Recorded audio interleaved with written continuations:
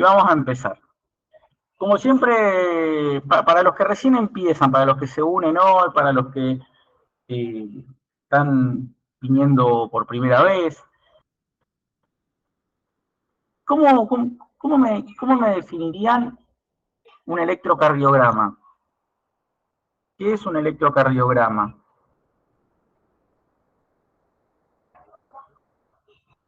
Pueden escribirlo, pueden desmutearse. ¿Qué medimos? ¿Qué medimos en un electrocardiograma? Por ahí la veo a Nati Ñeres, que ya conoce esta pregunta, que siempre me lo recuerda. ¿Qué medimos en un electrocardiograma? La actividad eléctrica del corazón. Bien, muy bien, Giselle. Excelente respuesta. Tengo un problema porque veo dos Giselle. Una es Giselle Fernández y la otra es Giselle Mami, y las dos Giselle respondieron. Entonces, bien por las dos Giselle que inmediatamente, sin repetir y sin soplar, dijeron la actividad eléctrica del corazón, lo cual es cierto. Pero, ¿cómo la medimos? Hay muchos que se ríen porque dicen, ya sé que no querés que hable, pero yo ya la sé la respuesta. Pero, ¿qué medimos? Voltaje y tiempo, bien, muy bien. Voltaje y tiempo aporta Ruth, muy bien. Efectivamente, la actividad eléctrica del corazón. Hola, Ceci, ¿cómo? Hola, ¿cómo estás? Dirección de la actividad eléctrica. Bien, ahí aparece otro concepto más, dirección. Entonces, fíjense que ya de a poco entre todos vamos construyendo una respuesta, ¿no? Básicamente es, el electrocardiograma mide la actividad eléctrica del corazón a través de unidades que son el voltaje y el tiempo, y con eso también podemos hasta incluso conocer la dirección de la actividad eléctrica.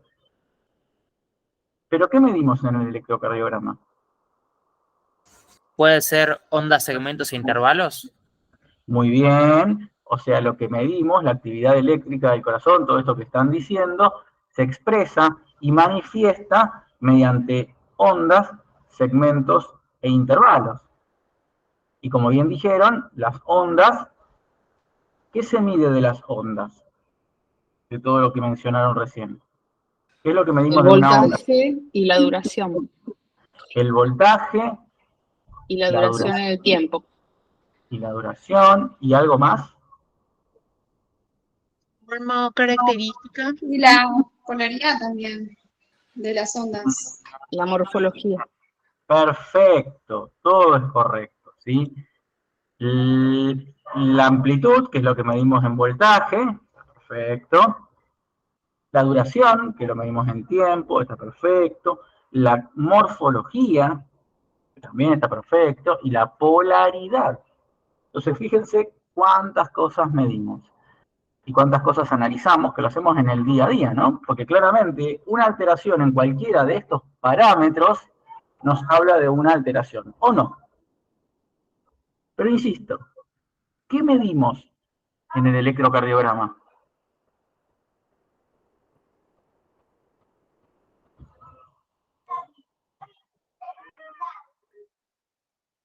Pulso cardíaco del momento, o sea, del momento que el paciente está haciendo su estudio.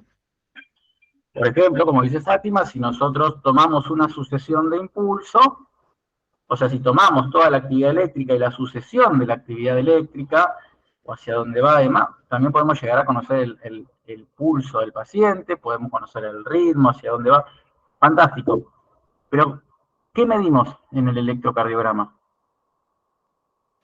Sebas, ¿puede ser que sea el tiempo en que tarda en despolarizar una cámara? Bueno, eso se expresa mediante la duración. Perfecto. ¿Pero qué medimos en el electrocardiograma? ¿Cómo funciona el corazón? La funcionalidad. También podemos, obviamente, saber si por lo menos las propiedades cardíacas como el automatismo y la conductividad están bien, es correcto, a través de lo que ya fueron mencionando. ¿Pero qué medimos en el electrocardiograma? La despolarización y la repolarización se pueden evaluar.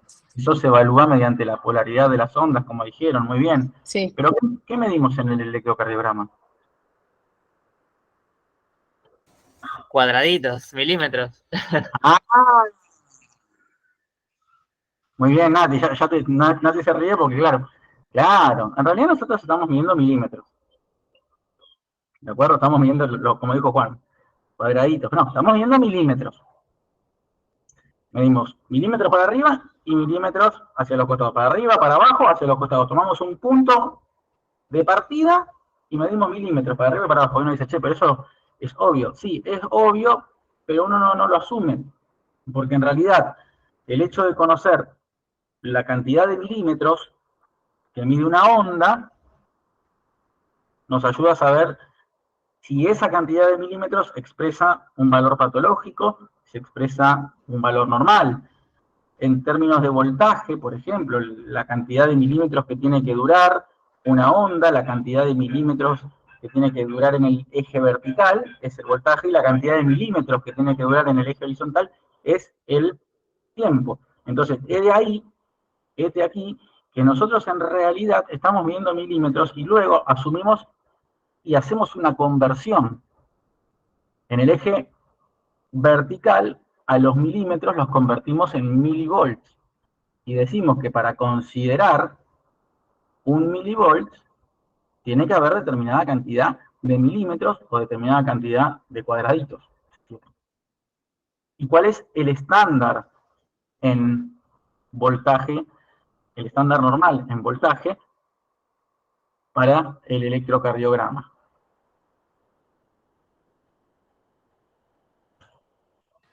Un milivolt, o sea, 25 y 10. No me estás diciendo nada, Clau. 10 milivoltios de 10 milivoltios, que acá todos están poniendo 10 milivoltios, pero 10 milivoltios, ¿qué? de altura, es la unidad del voltaje. ¿Saben? Todos me ponen 10 milivoltios. Fantástico, pero ¿a qué equivalen 10 milivoltios? Si yo en el electrocardiograma no estoy midiendo, digamos, el voltaje en sí, estoy haciendo una conversión. A 2 cuadraditos grandes, ¿a eso te referís? Como pregunta. 2 cuadraditos grandes, ¿cuántos milímetros son? Si mal no recuerdo, es 0,1 milímetros cada cuadradito chiquito y son 0,5 milímetros en altura, cada cuadrado grande. Vamos de vuelta. ¿Cuántos cuadrados chiquititos tiene un cuadrado grande? 5. 5. Vertical, horizontal, vertical o horizontal, son 5 cuadraditos. O sea que ¿cuántos cuadraditos tiene un cuadrado grande? Si quieren, ¿cuántos milímetros tiene un cuadrado grande? Milímetros. 0,20. 0,04. No, 0,5. ¿Cuántos milímetros? Si yo tengo un cuadradito chiquitito, chiquitito, de los más chiquititos, ¿cuánto mide? 0,04. Un milímetro. Un milímetro. El grande tiene 5 milímetros. El grande tiene 5 milímetros y el 2 cuadraditos grandes, por lo tanto, ¿cuántos milímetros son? 10 milímetros. 10 milímetros, exactamente. ¿Y esos 10 milímetros a cuánto equivalen en voltaje?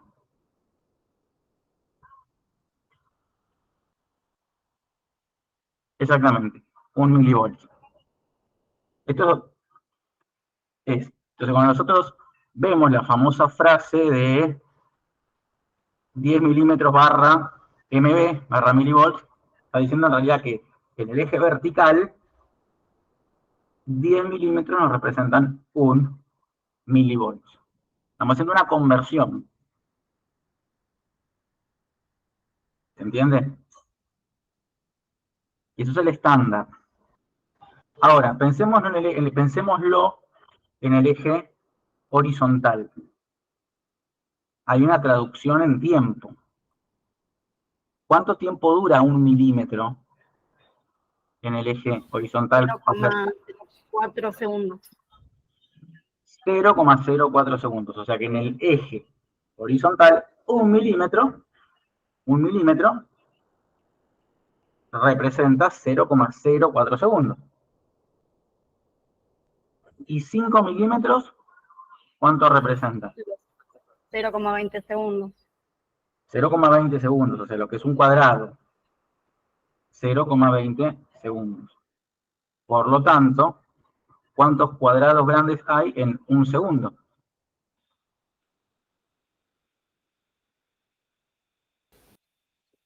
Unos 5. 5. Muy bien. Y por lo tanto, ¿cuántos milímetros hay en un segundo? 25. 25. De ahí que el estándar de velocidad tenga un tiempo de impresión en el cual la duración del electrocardiograma me permite representar en 25 milímetros un segundo. De ahí la famosa inscripción 25 mm/sec. O sea que lo que me está diciendo no es la cantidad de tiempo que tarda el electrocardiograma en recorrer 1 milímetro, sino cuánto representa esa cantidad de milímetros, cuánto tiempo representa, y en el eje vertical, cuántos milímetros representan un voltaje. Y a partir de ahí sí ya empezamos a charlar.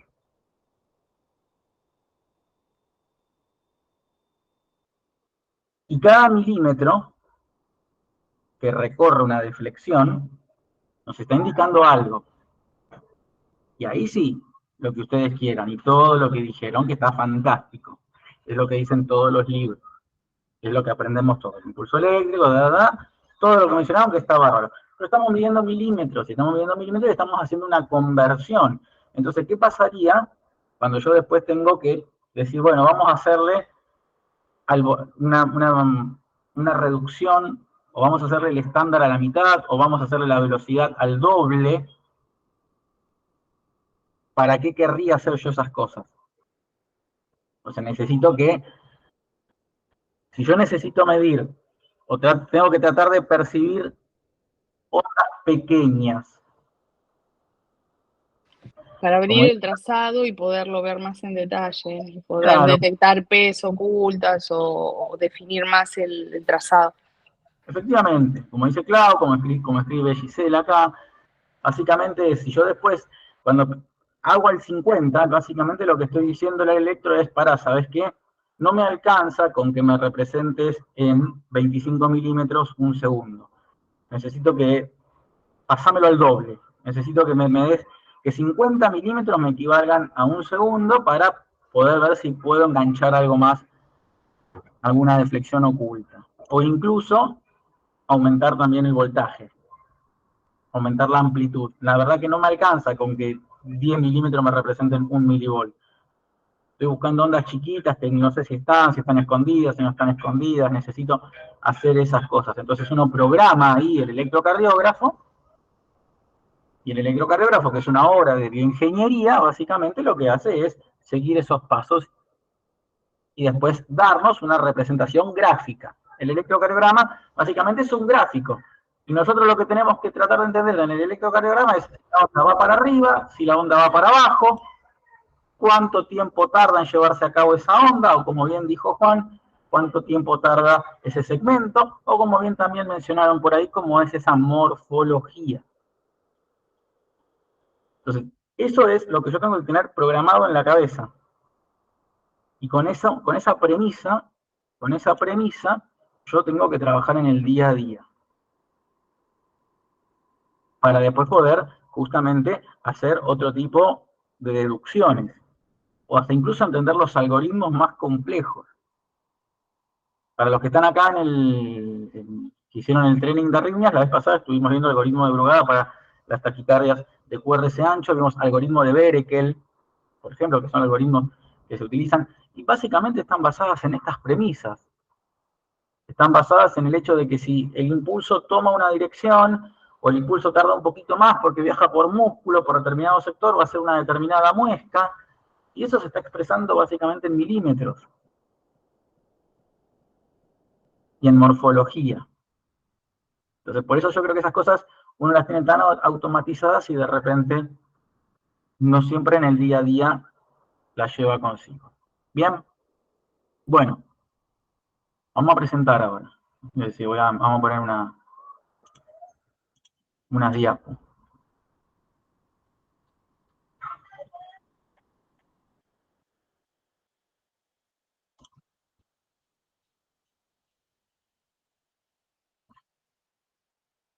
Una de las cosas con las que también nos vamos a chocar bastante en nuestro día a día y forman parte de nuestra rutina son los artificios. Y básicamente tener en mente todos los aspectos técnicos, o por lo menos los aspectos técnicos principales y fundamentales, es lo que a nosotros después nos permite hacer la diferencia con un artificio.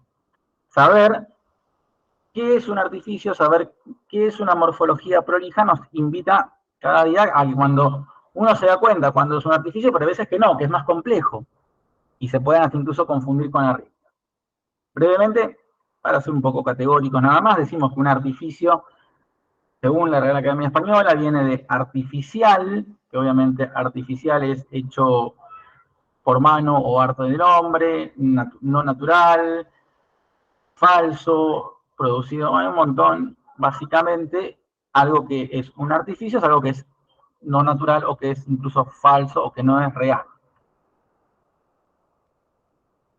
Esa es de todas esas, las que más rimaría con lo que nosotros damos. Pero también muchas veces se utiliza la palabra artefacto, artificio o artefacto. Y uno dice, pero para artefacto es el que me compré el otro día en descuento en Frávega. Sí, es verdad, es correcto, pero también no nos tenemos que asombrar si dicen que un artefacto, dentro de lo que es un estudio o un experimento, es justamente un factor que perturba la correcta interpretación del resultado. Esto es simplemente algo categórico, pero se puede decir artificio o artefacto. Artefacto está bien dicho también, básicamente aplicado en un lenguaje experimental. Si nosotros vemos un electrocardiograma normal, ¿qué es lo primero que vamos a ver? Sofi, ¿me lees, por favor? Bueno, dale, Sebas. Lo primero que tenemos que ver es que estén bien las conexiones, Seba. ¿Qué conexiones, Dani? Y generalmente nos podemos equivocar en la de los miembros. Bien, muy bien, perfecto. ¿Qué más? Y después sí, ver qué ritmo es, y para ver el ritmo tenemos que ver frecuencia, polaridad de la onda P, la regularidad. Bien. Sebas, acá Sí. dicen, a ver, hoy toqué mal. Frecuencia, Sí. ritmo. Lo primero es ver el calibre. ¿El calibre? Sí, eso Bien. pusieron. Perfecto. Está bien. Cuando dicen calibre no están hablando de una 9 milímetros, aclaro. Hablan en realidad de ver si está bien calibrado. Y en realidad la respuesta correcta era más esa. Antes que ponerme a analizar si la P, el ritmo sinusal, la frecuencia, no, señores. Primero corroboremos que el electrocardiograma esté bien calibrado, fundamental, y después, como dijo Dani, las conexiones también. O sea, nosotros tenemos que tener un ojo en el electro y otro ojo en el paciente, en el cable paciente. ¿De acuerdo? Porque como bien dijo Dani, nos podemos equivocar, podemos tener 20 años de experiencia y justo se nos cruzó una mosca, nos quedamos pensando en esa mosca y conectamos mal las pinzas, nos puede pasar, no hay ningún problema. No hay problema en que nos equivoquemos. Pero sí o sí tenemos que tener puesto el filtro de poder darnos cuenta de que hay algo en el electrocardiograma que me hace un ruido impresionante, es decir, que no me cierra, hay algo en el electro que me está diciendo, no, esto vos no lo conectaste bien, esto vos no lo estás haciendo bien, esto no es patológico, esto es un artificio o un artefacto. Y como bien dijeron por ahí, la calibración. Entonces, sí, adelante, Sofi. Perdón, después puso el estándar, Liliana Palacio puso el estándar, la línea de base, conexiones. Muy bien, efectivamente, Lili, parecido, es un poco lo que más o menos recopilando lo que venían diciendo, excelente. El estándar, la línea de base y las conexiones, muy bien. Y el estándar es esto, justamente lo que charlábamos recién, fíjense, 25 milímetros representan un segundo. Es decir, que este electrocardiograma fue impreso, fue diseñado gráficamente, si quieren, en un contexto en donde 25 milímetros, es decir, 25 cuadraditos de estos chiquititos me van a representar un segundo. Y a partir de ahí puedo empezar a realizar cuentas y mediciones de ondas y segmentos. ¿Por qué? Porque sé que esto está bien. Lo mismo para la amplitud y el voltaje. 10 milímetros, como dice acá, barra MB, es lo que charlamos recién. Quiere decir que esto, lo que mencionaron por ahí, la línea de los dos cuadraditos. Claro, la línea de los dos cuadraditos me dice que acá, en este cuadradito, hay 10 milímetros, y este cuadrado así, representa 1 milivolt, que es lo que dice acá abajo. ¿De acuerdo? Si yo disminuyese a la mitad, pasaría a que 1 milivolt serían 5 milímetros milivolt. 5 milímetros estarían representando 1 milivolt.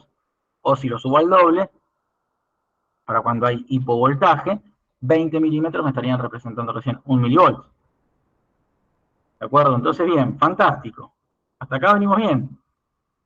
El estándar, las conexiones, la línea de base, ¿y qué más es importante dentro de lo técnico? Bueno, ya que estuvimos hablando de artificio, para mí es muy importante haber limpiado bien la superficie y las indicaciones al paciente, que no se mueva, que no nos hable mientras estamos haciendo el electro, así vamos a evitar el artificio que se puede producir. Fantástico, eso es evitar justamente un artificio. Suponete que todo eso está perfecto, pero sin embargo sigue habiendo ruido y artificio. ¿Y qué tendríamos que chequear? Que se manifiesta muchas veces en el electrocardiograma. Sebas, puede ser también que a veces los cables estén flojos de lo que es la ventosa o las pinzas, entonces eso nos genera un artificio también. Puede ser, pero en este caso te estoy dando un ejemplo de un electro que está re bien conectado. Con los cables bien, los cables adecuadamente funcionando. Que hay que chequear también. Que es muy común que esos parámetros se alteren en el electrocardiógrafo. Acá pone Giselle que esté bien mojada la zona. No, no me refiero a eso. Estoy hablando de un La cardiógrafo. de las ondas, ¿Cómo, Ceci? la polaridad de la onda P, por ejemplo. Eso ya pasa a formar parte del análisis del electro, ¿entendés? Es decir, de lo que una cosa es entender el lenguaje del electro en el sentido de, bueno, qué vemos, qué ritmo tiene, qué frecuencia tiene, y otra cosa son los aspectos Pero técnicos. me refiero a si están mal conectados digamos, los electrodos, que en ABR a veces se ve positivo y eso nos tiene que decir que capaz puede ser que algo esté mal conectado. A eso me refería, no sé si... Efectivamente, recurriendo a la polaridad de las ondas en determinadas derivaciones, como por ejemplo de 1 y ABR, la polaridad de las ondas nos invita a pensar si están bien conectados los electrodos. Muy bien, es una excelente acotación. Pero ¿qué otro parámetro más también tenemos que corroborar que esté bien? Que es técnico, y es del electrocardiógrafo. Acá estuvieron poniendo interferencias, la No. ubicación de los electrodos, el No. cable a tierra y los filtros, y volvieron a poner filtro. ¿Qué filtro? Muy bien, ¿qué filtro? ¿De movimiento? Filtro de movimiento, ¿y qué otro filtro más que es importante? Filtro El del de músculo, corriente. pusieron. Muy bien, el de corriente alterna, ¿sí? Y esto es una pregunta un poco abierta porque no es la misma respuesta para todos. Pero, por ejemplo, en la República Argentina, ¿cuál es el valor del filtro de la corriente alterna para un electrocardiógrafo?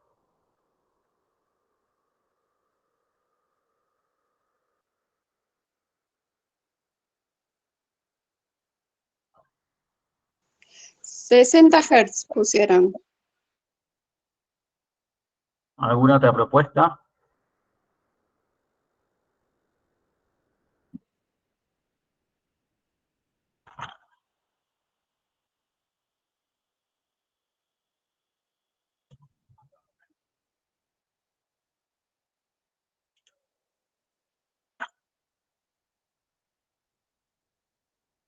Bien, para la Argentina es 50 Hz, porque es el filtro que se requiere para una corriente alterna de 220, como tenemos acá.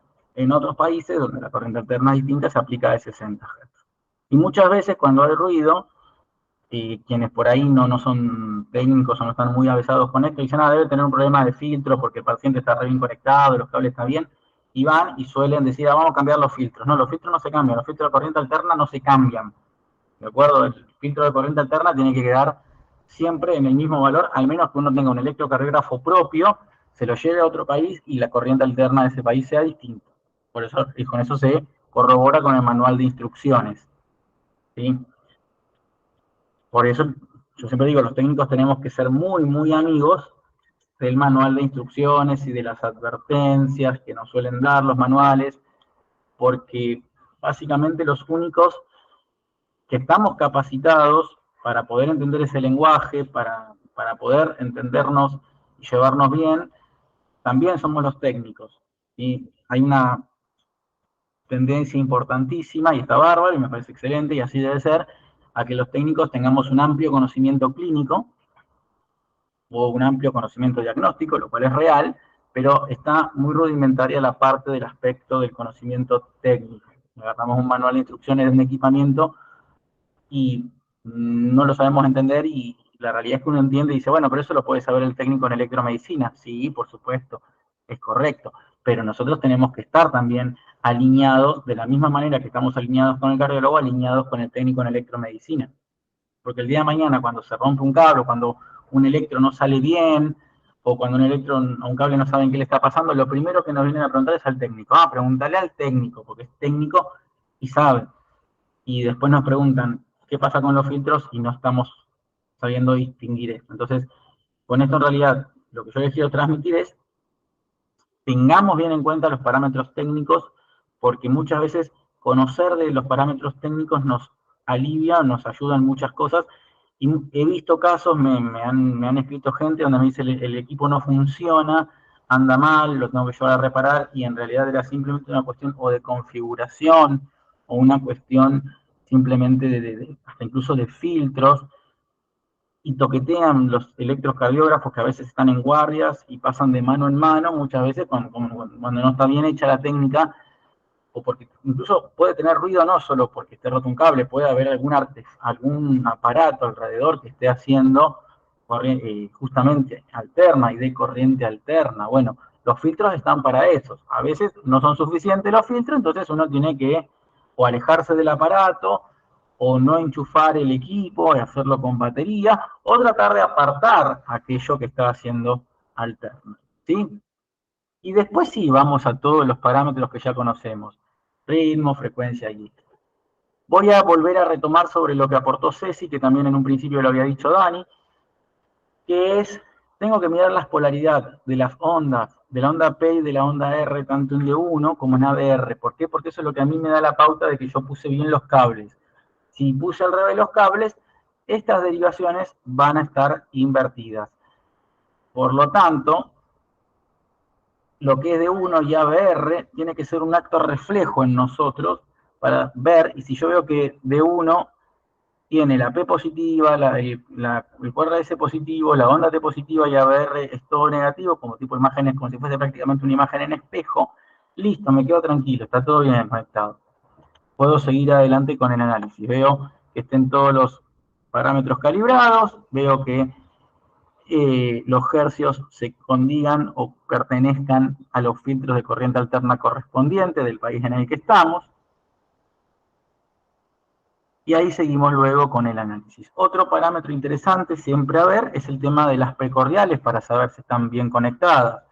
Lo que es la progresión RS de B1 a B6, como generalmente en las precordiales, usualmente los QRS suelen ser bifásicos, es decir, tiene una onda hacia un lado y la otra onda hacia el otro. Una deflexión hacia arriba, una deflexión hacia abajo. Y eso lo que va generando es que la onda positiva, que es la R del QRS en B1, primero es más pequeña que la S. Por lo tanto, la R, a medida que las derivaciones van avanzando, en un electrocardiograma normal, Lo que me indican es que la R se va haciendo cada vez más grande hasta que en un momento alcanza la amplitud de la S y después la supera y finalmente termina siendo mayor la R que la S. Mientras que la S al revés empieza siendo más grande, negativa, obviamente, y luego se empieza a achicar, empieza a perder predominio hasta que se hace bien chiquita y a veces hasta desaparece. Por eso cuando esto es normal, es lo que llamamos correcta o adecuada progresión de R sobre S, que obviamente nos habla de que el impulso eléctrico está correcto, pero desde el punto de vista técnico también es importante esto. Porque cuando los electrodos no se colocan en los espacios intercostales correspondientes, se empiezan a generar alteraciones. Pongan en el chat quiénes de acá hacen ergometrías, realizan estudios de ergometrías. Pongan yo, simplemente, pongan yo hago, o yo, aunque pongan yo me alcanza. ¿Cuántos hay, Sofi?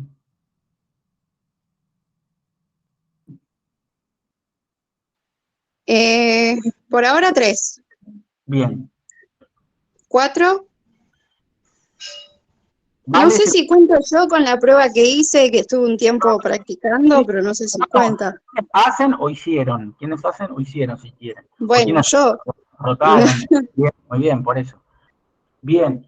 Es muy común en ergometría que muchas veces, en ergometría y en el electrocardiograma también, por supuesto, ¿no? Pero cito ergometría porque es más frecuente, que B1 y B2 suelen tener una R', que a veces también se ven en los electros. Y muchas veces eso tiende a confundir y decir, parece como el bloqueo de rama derecha, o por ahí lo más adecuado es decir, se parece al bloqueo incompleto de rama derecha, porque en realidad el QRS no está ancho. No, no es un bloqueo incompleto, es un desplazamiento vertical de los electrodos. No tiene que haber R', salvo que los electrodos estén bien conectados.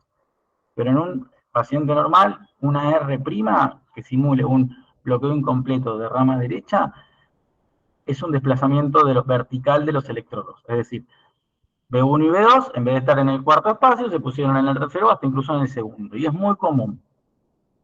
Entonces, esas alteraciones también se distinguen observando las precorrientes. Bien. Sí, bueno, en mi caso yo siempre, por eso, Seba, me fijo mucho en el SG de base, con el que viene el paciente, el impreso, el que ya tengo, porque si no por ahí sí, no me doy cuenta. Voy, conecto y digo, ¿qué pasa acá? Y lo tomo como que es normal. Y no.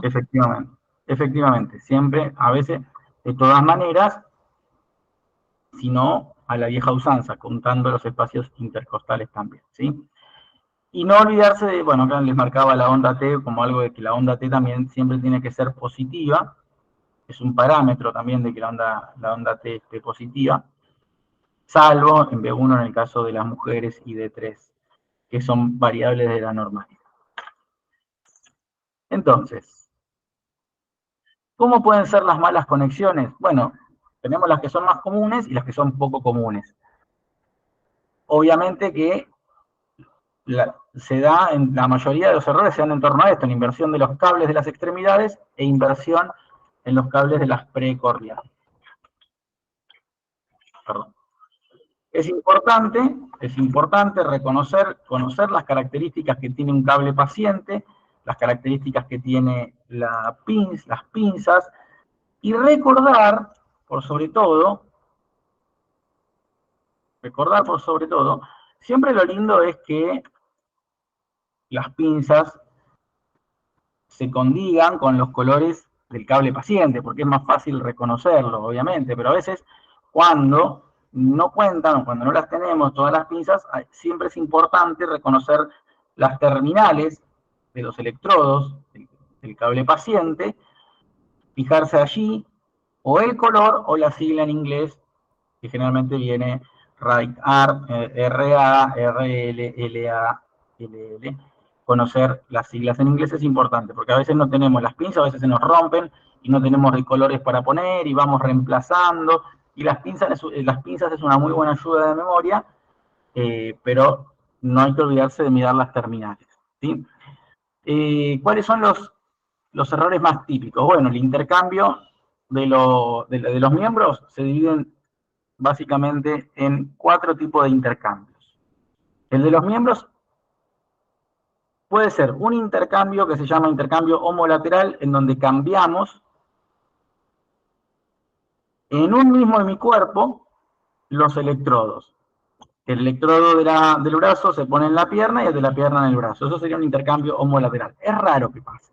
No nos suele pasar. Lo más común es el intercambio contralateral, en donde invertimos las pinzas, en donde se pone la pinza roja o la pinza del brazo derecho en el izquierdo y la pinza del izquierdo en el derecho. Ese es el más común, el que nos suele pasar a todos. Pero los intercambios homolateral también existen. Y el intercambio cruzado directamente cuando pasamos un electrodo de un hemicuerpo al otro hemicuerpo. Eso llamamos intercambio cruzado. Esas son menos frecuentes, pero pueden pasar. Entonces, cuando invertimos, dijimos, el intercambio contralateral de miembros superiores, que es el más común, es cuando invertimos la pinza de los cables, lo que ya todos conocemos en el caso del código de colores europeo y en el caso del americano sería este. Ese todos lo conocen. Bueno, acá tenemos un electro. Ustedes ya a esta altura del webinar están en condiciones por lo menos de decirme qué analizarían, qué verían y a qué conclusión llegarían.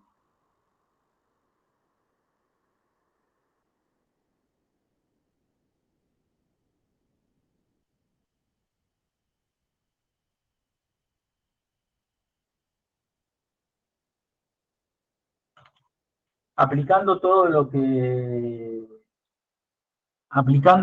que dijimos recién. Si se desmutean mejor, si no pueden escribir. Imagínense que están haciendo un electrocardiograma y se encuentran con esto. Y las pinzas están mal conectadas. Ahí D1 está negativo. Y ABR también está mal. ¿Qué te llama la atención? A ver, está muy bien lo que mencionás. Vamos ahora a desglosarlo más. O sea, cuando te decís D1 está negativo. Claro, debería estar positivo. Bien, cuando decimos D1 es negativo, ¿qué quiere decir D1 es negativo? Desglosemos, por favor. Está perfecto, lo desglosemos bien.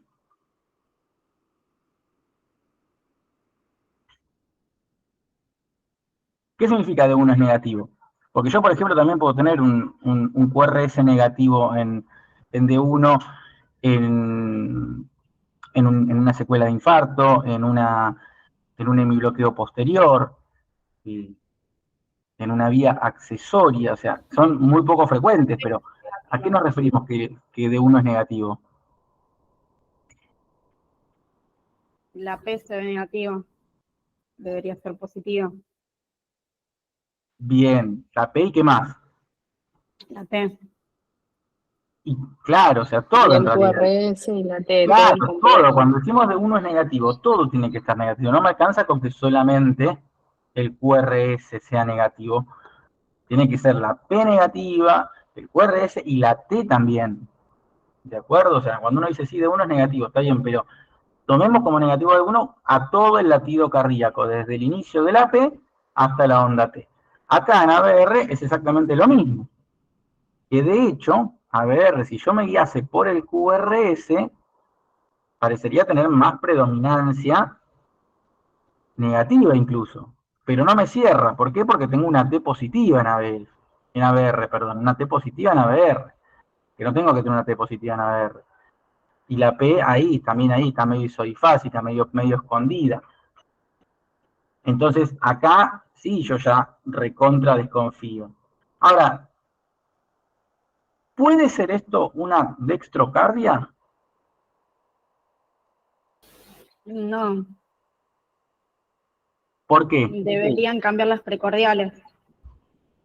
Correcto, yo acá tengo una adecuada progresión de R sobre S, como bien veníamos diciendo, por ahí un poco adelantada la progresión, porque ya en B4 hace la transición, pero no obstante, tengo B1 y B2 como tienen que estar, y B5 y B6 como tienen que estar. Entonces no hay chance de pensar que esto sea una dextrocardia. ¿Qué? Estuvieron poniendo que están mal las pinzas, ABR Bien. está positiva y D1 negativa. Otra chica puso el eje va contrario a lo normal y el eje eléctrico va a la derecha a izquierda. Perfecto, muy bien. Léeme de vuelta a todo, por favor, que justo quería decir algo de lo que mencionaron ahí. Giselle pone, están mal las pinzas, Ahí. ABR está positiva. Fantástico, quédate ahí, fantástico, eso. Perfecto, muy bien, la mayoría ha dado el diagnóstico. Están mal las pinzas, pero si tuviésemos que clasificarlo, en base a lo que diríamos recién, ¿qué tipo de mala conexión es?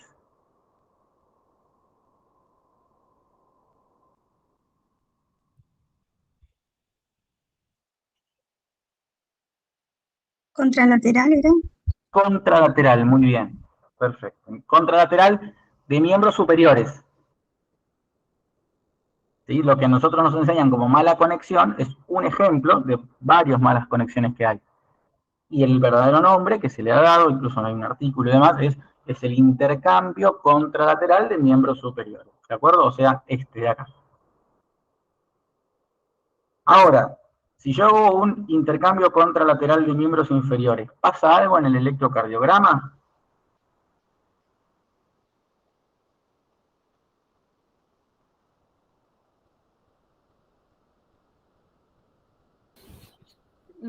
No.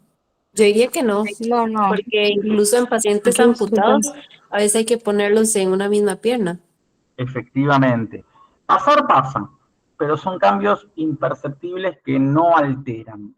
¿Sí? O sea, lo sumo me cambia lo que es un poco los voltajes de D2 y de D3, pero no genera ningún conflicto con lo que es en sí el diagnóstico. Como bien mencionaron recién por ahí, de hecho, si hay un paciente amputado, utilizamos la única pierna posible, o incluso, muchas veces, seamos sensatos, ponemos las dos pinzas en una misma pierna, que también es válido. ¿Por qué? Porque el negro no forma, mejor dicho, el neutro no forma derivaciones. El neutro es una descarga a tierra.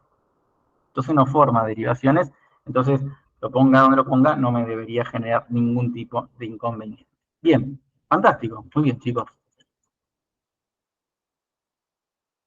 ¿Y acá qué tenemos?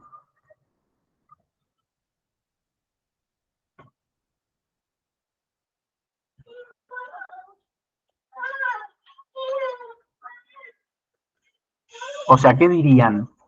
¿Cómo empezarían?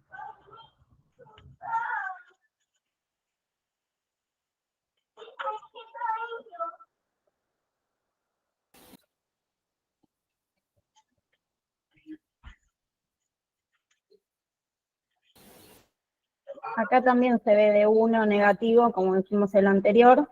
Bien. Con la P, el QRS y la T.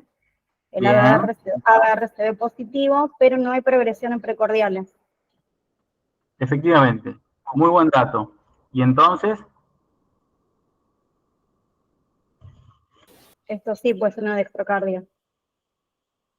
¿están de acuerdo?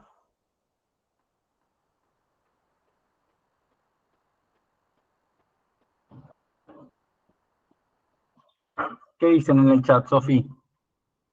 Nada. Bien, ¿están de acuerdo con lo que dijo Ceci, con lo que planteó y expresó? ¿Mala conexión o dextrocardia?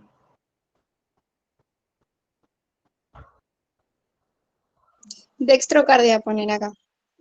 Bien, o sea que están de acuerdo. Claro, efectivamente, lo que hablábamos recién. Si yo viese solamente D1 y ABR, no podría llegar a mucho. Puedo pensar cualquiera de las dos cosas, pero ya al tener las precordiales, fíjense, la R de B1 es más grande que la R de B2. Eso no debería pasar, porque en realidad es al revés. En este caso también está invertido B1 con B2, porque claro, al ser una dextrocardia, B2 es B1 y B1 es B2. En una dextrocardia también hay una imagen inversa entre B1 y B2. Y después, como bien dijo Ceci, los QRS son de muy escaso voltaje y claramente no hay progresión de R sobre S. O sea, el hipovoltaje en precordiales con escasa progresión de R sobre S, o nula prácticamente, lleva al diagnóstico de dextrocardia. ¿Bien? Bien. Y acá, ¿qué tenemos?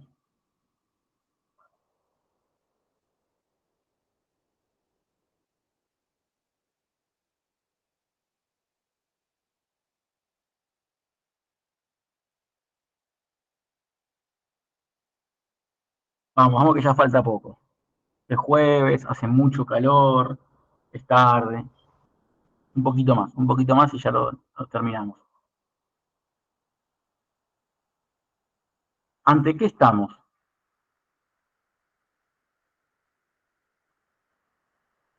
Parece una fibrilación atrial. Bien, en un principio, un ritmo de base que es una fibrilación auricular. Muy bien, pero tiene algo más.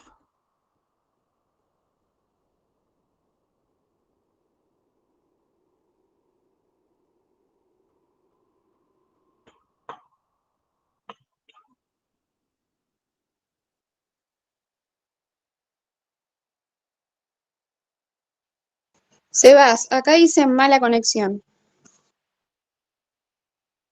Bien, recordemos que ahora mala conexión recordemos que es un término amplio. Hoy aprendimos a que hay varios tipos de mala conexión.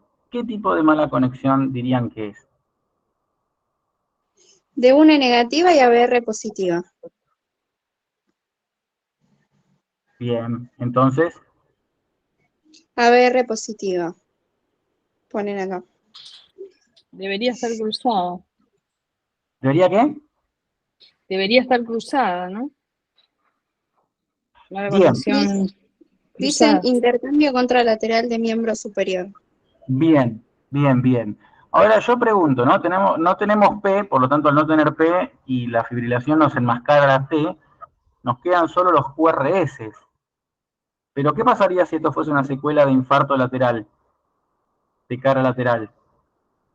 Como tenemos, por ejemplo, D1 y ABL que empieza con onda Q.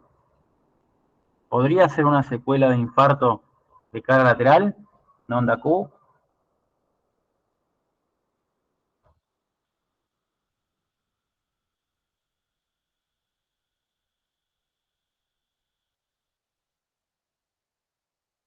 Sí, dicen por acá, Sebas. Podría. Podría, pero ¿a qué le creo? ¿A la secuela o a la mala conexión? ¿Y por qué? Ceci dice, pero la onda T no se ve. Q patológica, pone Natalia. Bien, entonces acá el dilema entra. No tenemos T, efectivamente, pero es una FA. La FA muchas veces nos puede enmascarar la T, sobre todo si hay algún trastorno de la repolarización, es decir, las ondas T planas. Acá el tema es, ¿lo tomo como Q patológica o lo tomo como una inversión de cables?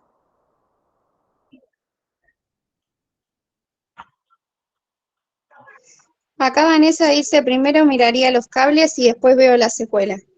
Fantástico. Suponete que te entregan este electrocardiograma y no tenés la posibilidad de ver cómo le hicieron el electro al paciente.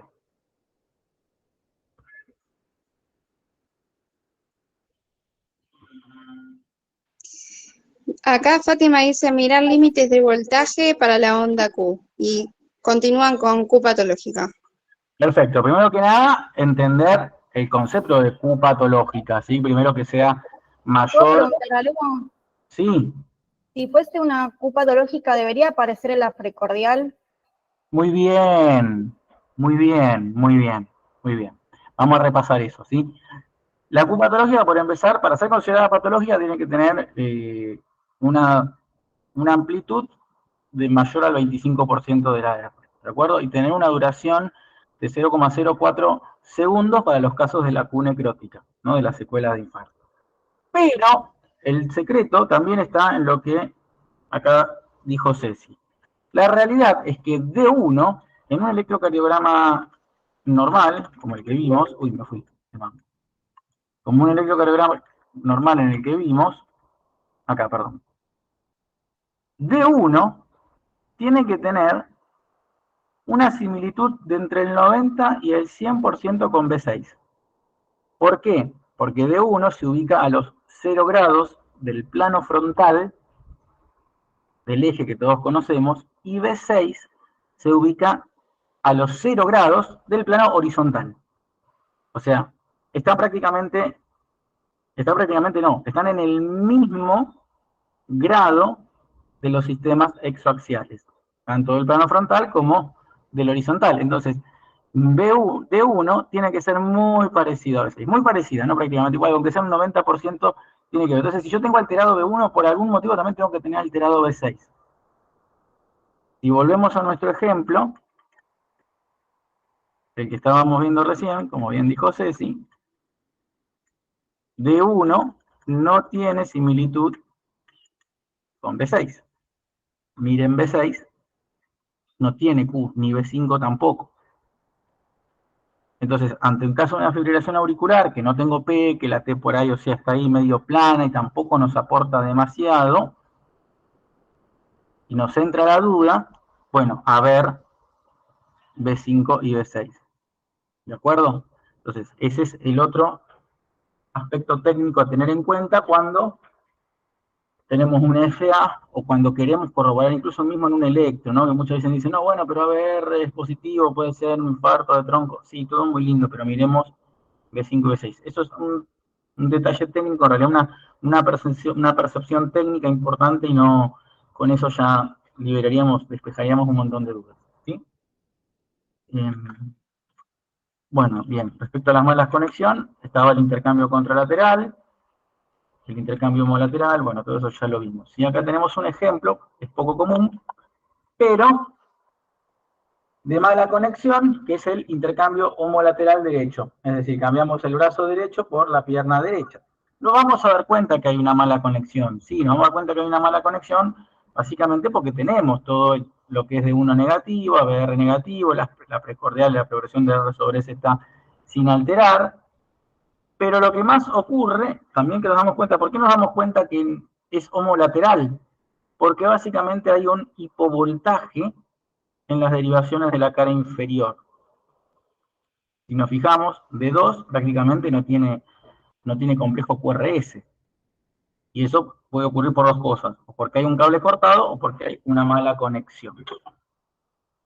¿Por qué nos dan hipovoltajes en las derivaciones inferiores el intercambio homolateral? Es decir, si yo cambio el brazo derecho con la pierna derecha, por ejemplo, pongo el rojo en el pie y el neutro, obviamente, va a ir al brazo derecho. ¿Por qué me queda con hipovoltaje de 2? Prácticamente inexistente.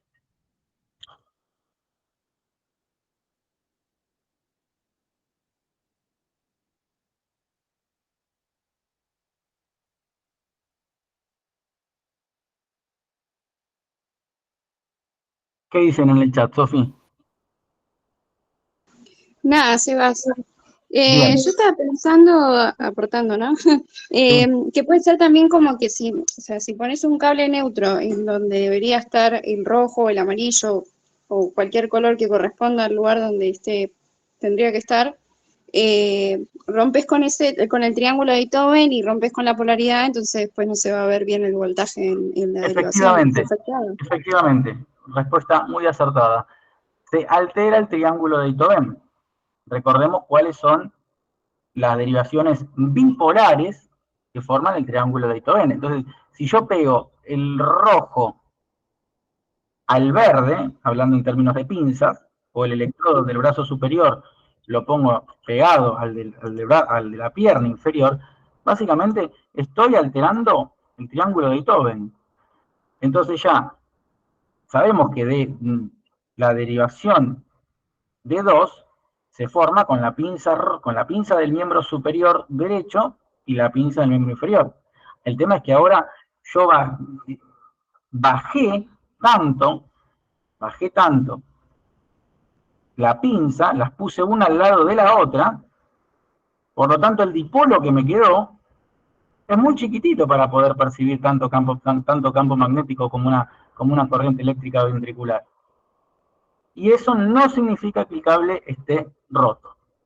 Me ha pasado una vez, hace muchos años, que llegó un día a la mañana, una alumna que estaba rotando por el hospital, se pone a hacer los electros, viene, cuando me trae todos los electros, veo uno, le dije, uy, mira, repetí porque están mal los cables. Y cuando empezamos a ver, estaban todos los electros mal realizados. Y con muy bajo voltaje todos. Entonces lo primero que dije, se jorobó un cable.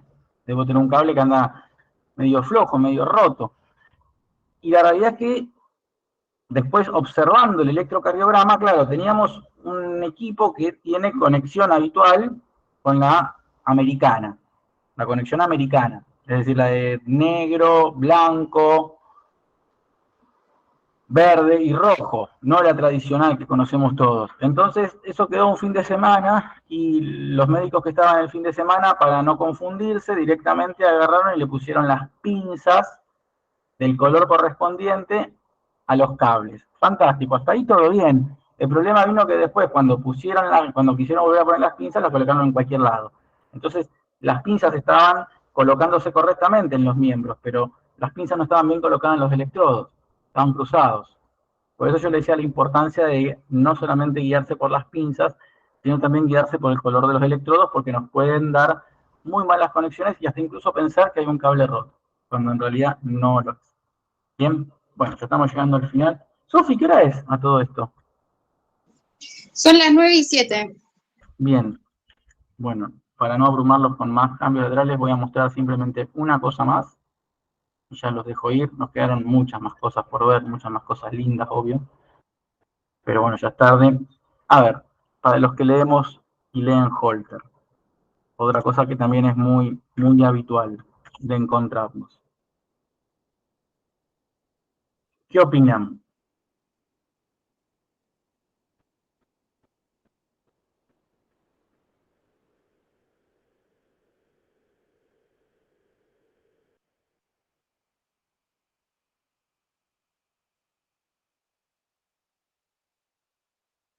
Son dos Holters distintos.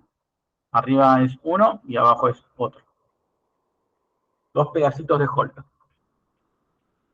¿Qué opinan? ¿Qué creen que es? Cecilia dice ruido muscular podría ser.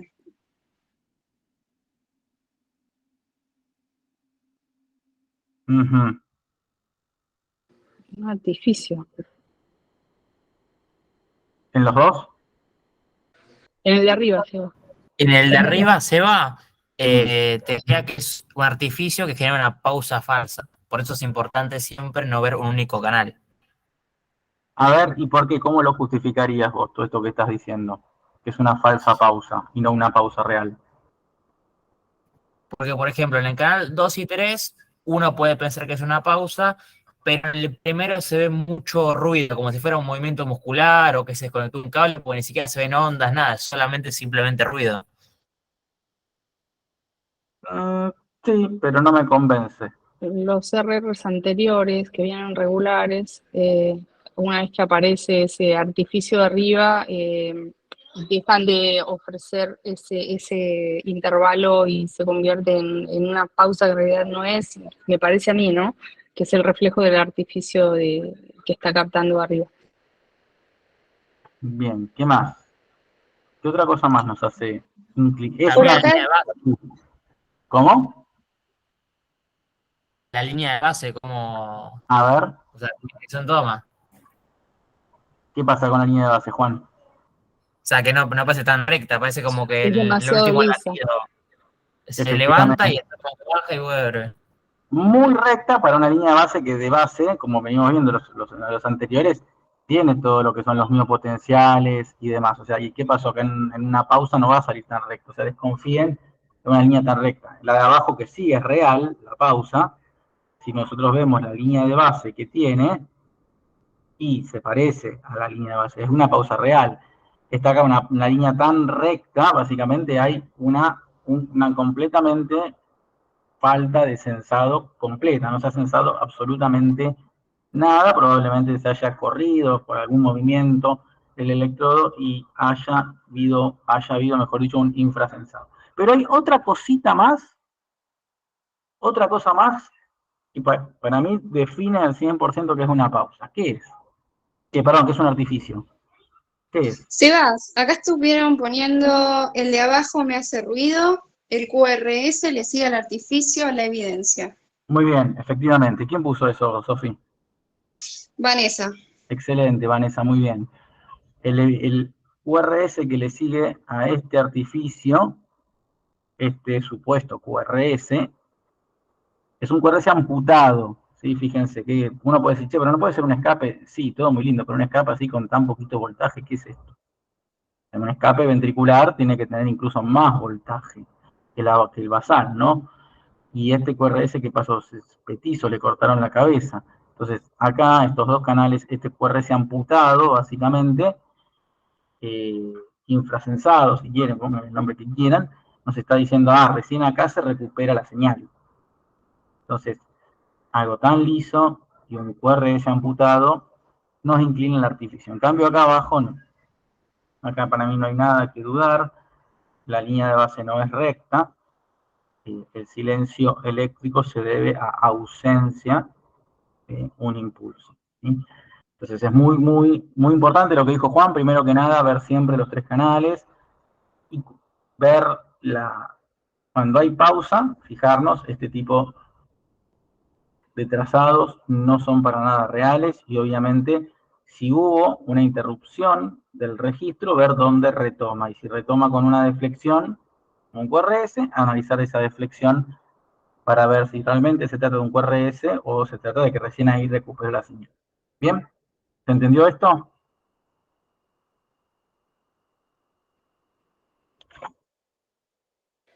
Sí, sí, Bien, Sebas. bien, chicos. Gracias a todos los que se han conectado. Espero que les haya sido de utilidad. A los que vinieron por primera vez, espero que vuelvan. Y al resto nos vemos en las redes, en los cursos, en las capacitaciones o el mes que viene en el próximo webinar. Bueno, si lo quieren volver a ver, lo voy a subir a YouTube. Así que si alguno entró tarde ahí o estaba cocinando y demás, nada, después lo subo a YouTube. Va a estar como link abierto. Probablemente lo postee ahí en el Instagram o lo mande por mensaje y si lo quieren volver a ver, lo vuelven a ver cuando gusten. Bueno, seguimos en contacto. Bueno, chao, Sebas, gracias. Chao, chicos, Chao, gracias a gracias. ustedes. Muchas gracias. Genial, Seba, mil gracias. No, Aprendí un gracias a vos, montón. Sofi.